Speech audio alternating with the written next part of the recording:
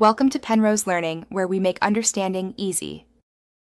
You're starting on the Steam profile page. That's the only reliable place to see the profile URL. Once you're signed in, open your profile by clicking your username and choose View Profile. Make sure the browser shows the address bar or use the Steam overlay browser in the client. This immediate action puts the URL where you can copy it. You do not need third-party tools. If you see a custom name, that string is part of your public URL. Note it now. Now identify which kind of URL you have, a custom identifier or a numeric Steam ID 64. When your profile uses a custom set name, the address will include /ID/ followed by that name. Copy it exactly from the bar. If no custom name is set, the URL contains /profiles/ and a long number. That numeric string is the canonical Steam ID 64.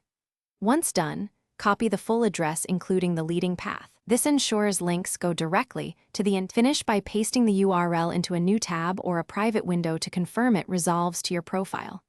If you get redirected or can't view it, make sure your profile visibility is set to public in privacy settings. Private profiles won't display correctly to others.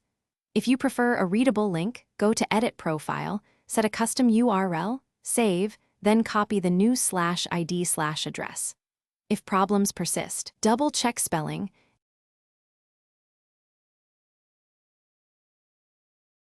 Thanks for watching. If this was helpful, leave a like and consider subscribing. See you next time.